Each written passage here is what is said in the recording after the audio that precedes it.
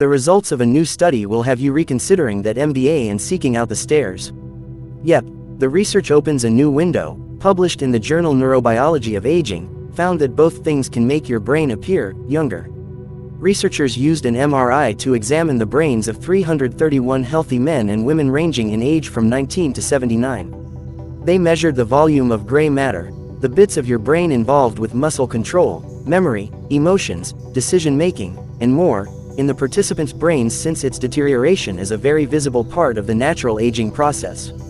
Then, they looked at the brain volume concerning the number of flights of stairs climbed as well as to the number of years of school completed by each participant. The results: brain age decreases for each year of education and the brains of people who climb more stairs appear younger than others. We don't know the exact physiological mechanism that makes taking the stairs more closely related to brain health than, say, running, says lead study author Jason Stephaner, a researcher at Concordia University in Montreal. What we do know is that stair climbing is repeatedly done throughout the day, on most if not all days of the week, and represents small bouts of moderately intense physical activity.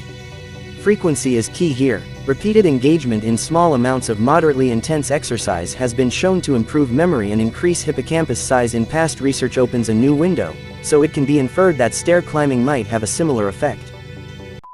The Nabateans, before they were conquered and absorbed into the Roman Empire, controlled a vast tract of the Middle East from modern-day Israel and Jordan into the northern Arabian Peninsula. The remains of their innovative networks of water capture, storage, transport, and irrigation systems are found to this day throughout this area.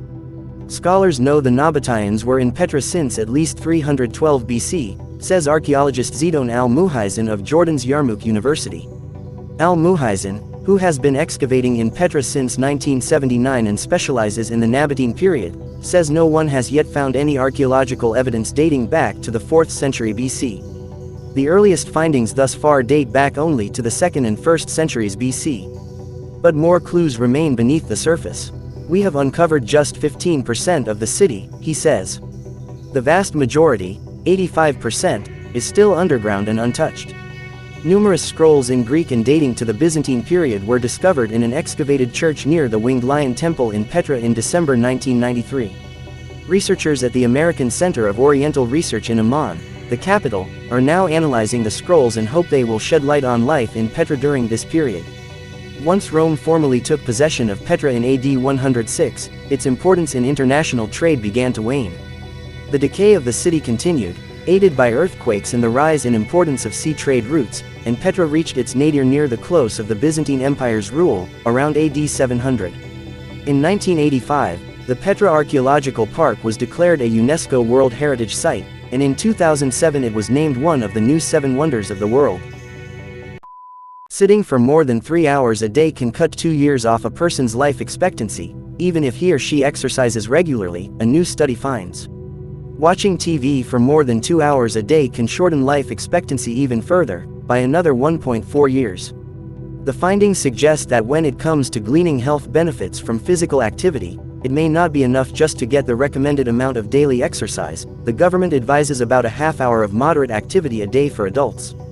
But what about the other 23.5 hours of every day? Researchers say it's important not to spend it sedentary or sitting. In the same way that both pushing the gas and hitting the brake can adjust the speed of your car, researchers say that physical activity and sedentary behavior independently affect your health and life expectancy.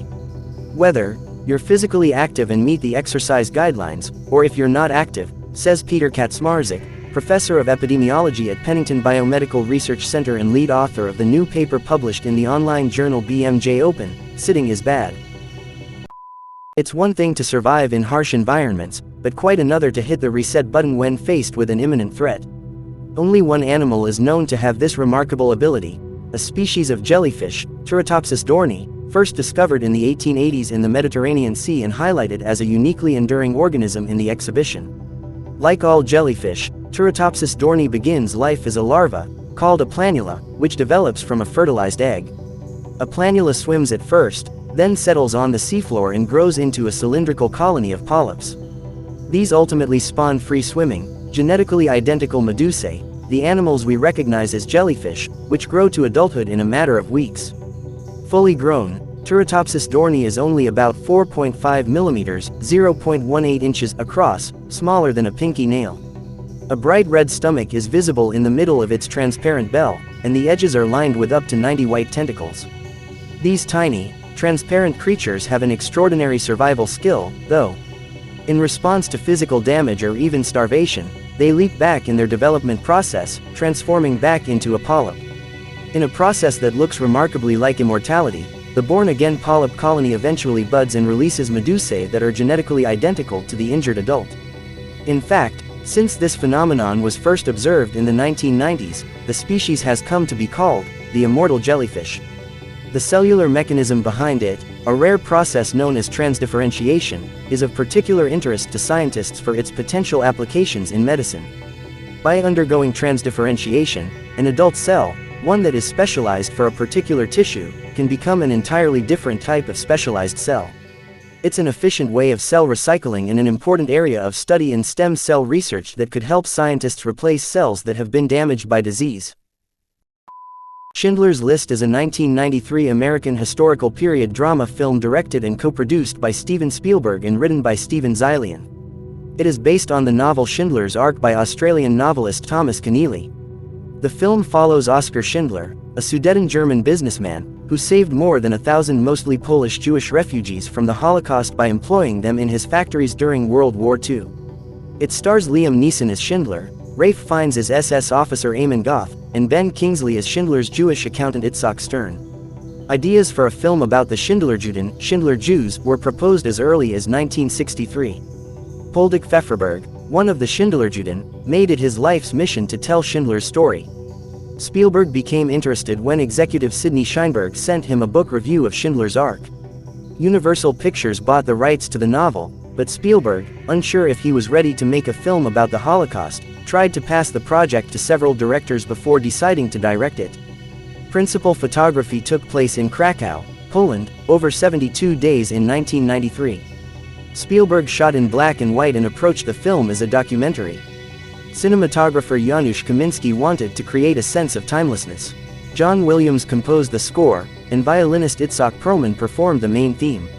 Schindler's List premiered on November 30, 1993, in Washington, D.C. and was released on December 15, 1993, in the United States. Often listed among the greatest films ever made, it was also a box office success, earning $322 million worldwide on a $22 million budget. It was nominated for 12 Academy Awards, winning 7, including Best Picture, Best Director, Best Adapted Screenplay, and Best Original Score, and won numerous other awards, including 7 BAFTAs and 3 Golden Globes. In 2007, the American Film Institute ranked Schindler's List 8th on its list of the 100 best American films of all time. The Library of Congress selected it for preservation in the National Film Registry in 2004.